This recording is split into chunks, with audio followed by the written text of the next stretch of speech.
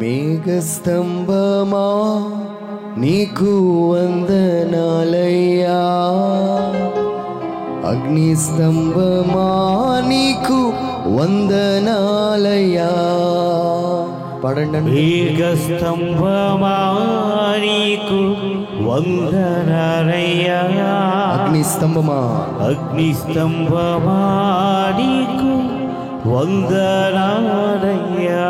నడిపించావయ్యా, నన్ను నడిపించావు, నా జీవితమంతా నడిపించావు. నడిపించావయ్యా, నన్ను నడిపించావు, నా జీవితమంతా నడిపించావు. నా నీడ నా తోడు నీవే యేసయ్యా, నా నీడ నా తోడు నీవే యేసయ్యా. ఎబినేజరే ఎబినేజరే ఎబినేజరే నా యేసయ్య. పాడదాం చప్పట్లు కొడుతూ అందరూ. ఎబినేజరే ఎబినేజరే ఎబినేజరే నా యేసయ్య. స్వరమెత్తి పాడాలి. ఎబినేజరే ఎబినేజరే ఎబినేజర్ ఎబినేజరే నా యేసయ్య. మేఘస్తంభమా నీకు వందనాలయ్యా, అగ్నిస్తంభమా నీకే వందనాలయ్యా. మేఘస్తంభమా నీకే వందనాలయ్యా, అగ్నిస్తంభమా నీకే వందనాలయ్యా.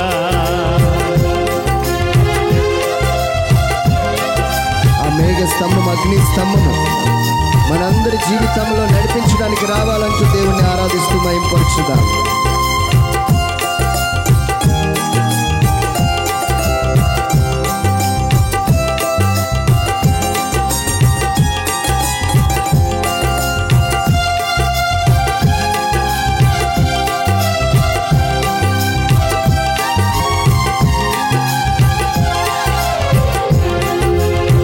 భూమి ఆకాశము నీ యొక్క మాటతో కలుగజేసి ఉన్నావు. భూమి ఆకాశము నీ యొక్క మాటతో కలుగజేసి ఉన్నావు. ఘోర తుఫానైనా మృతుడైన లాజరైనా నీ మాటకు లోబడి ఉన్నవి. ఘోర తుఫానైనా మృతుడైన లాజరైనా నీ మాటకు లోబడి ఉన్నవి. నీ మాట చాలయ్యా ఈ యాత్రలో, నీ మాట చాలయ్యా నీ యాత్రలో. అందరూ ఎబినేజరే ఎబినేజరే ఎబినేజరే నా చప్పట్లు కొడుతూ దేవుని ఆరాధిద్దాం. ఎబినేజరే ఎబినేజరే ఎబినేజరే నా యేసయ్యా. ఒక్కసారి కనబడుమయ్యా, నా ప్రాణము తృప్తి పడును. ఒకసారి కనబడుమయ్యా, నా ప్రాణము తృప్తి చెందును. ప్రభా, నీ బిడ్డలందరినీ ఒక్కొక్కరిని దీవించండి. నేను చూశాను నువ్వు ఇక్కడ ఉన్నావు ప్రభువా. నీ సన్నిధిలో ఉన్న విడుదల, నీ సన్నిధిలో ఉన్న ఆనందం, సంతోషము బిడ్డలందరూ పొందుకుందరుగాక. యేసయ్య నామములో అడిగి పొందుకుంటున్నాము తండ్రి. ఆమేన్. Praise the Lord. భూమి అంట ఒకప్పుడు అసలు ఏమీ లేనప్పుడు, భూమి ఆకాశం ఏమీ లేనప్పుడు శూన్యంగా ఉంది. దేవుడు అనుకున్నాడంట భూమి కలుగునుగాక. ఇది వాక్యం, వర్డ్. ఇది ఎప్పుడైతే ఈ వాక్యం బయటకు వచ్చిందో ఏమీ లేని శూన్యంలో దేవుడు మనుషులు నివసించడానికి యోగ్యముగా ఈ భూమిని అంతటినీ ఏర్పరచడానికి కారణం వర్డ్, వాక్యం. ఎందుకనో మనం వాక్యంలో వెనకపడ్డాం చెప్పడానికి మనం వెనకాడకూడదు. వాక్యంలో వెనకపడ్డాం. ఒక్కొక్కరు ఒక్కొక్క బైబిల్ పట్టుకొని దేవాలయంలోకి వచ్చి ఆ వాక్యం చదువుతుండగా దేవుడు లేమి దగ్గర సృష్టి చేస్తాడు.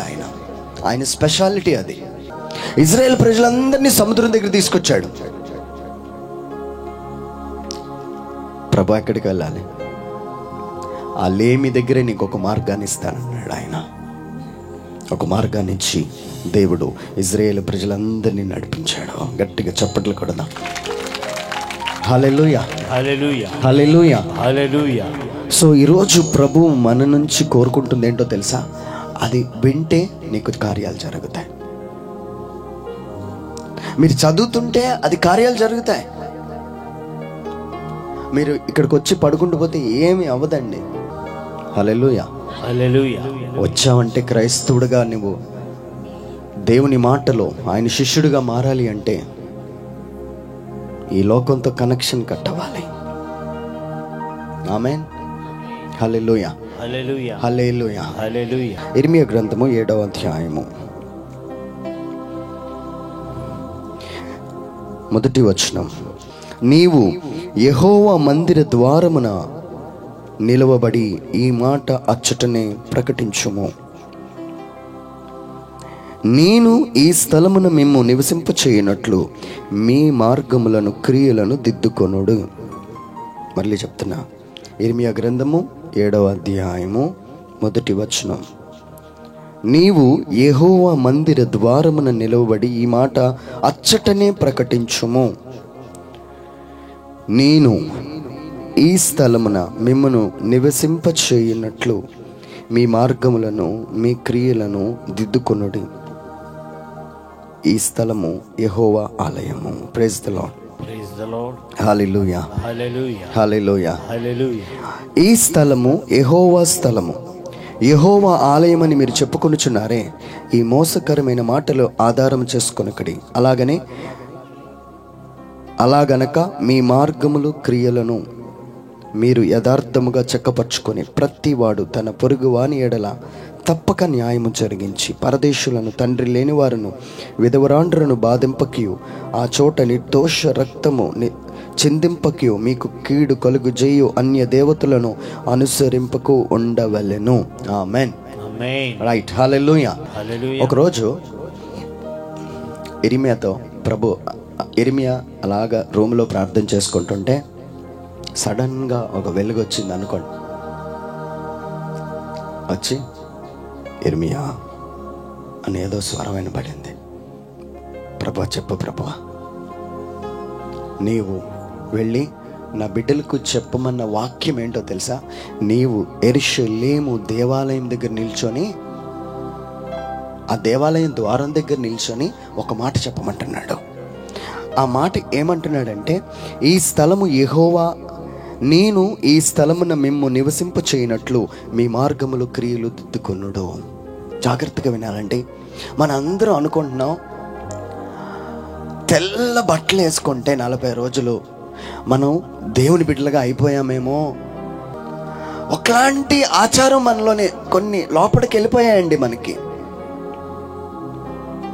ఆయన క్లియర్గా ప్రభు ఈరోజు మనతో మాట్లాడుతున్న మాట ఏంటో తెలుసా? ఈ స్థలమున మీరు నివసించున్నట్లు మీ మార్గాలు క్రియలు చక్కదిద్దుకోవాలి. You have to change your words.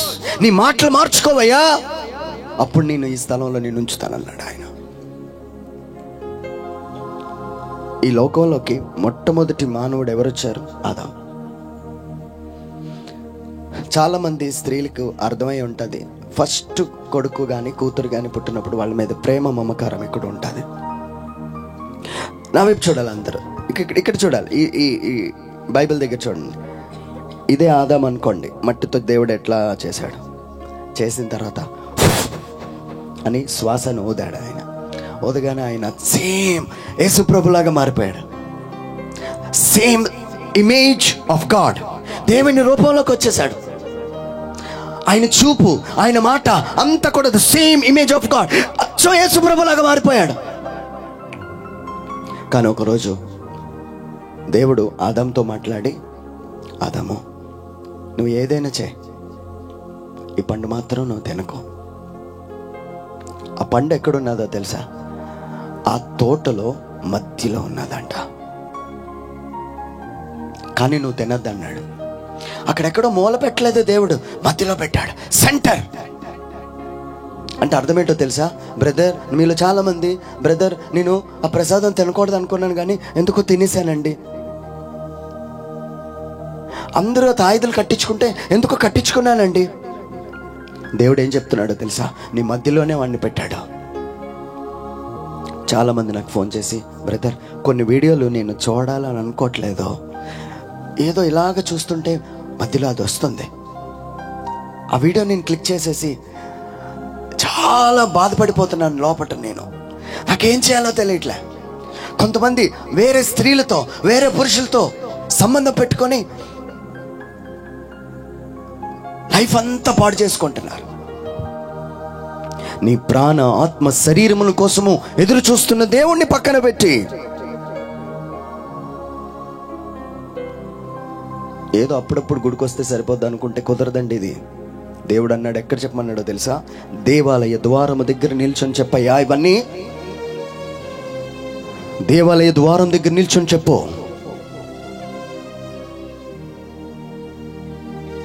నేను ఇక్కడ నిన్ను నివసింప చేయాలంటే నువ్వు దిద్దుబాటులోకి రావాలి.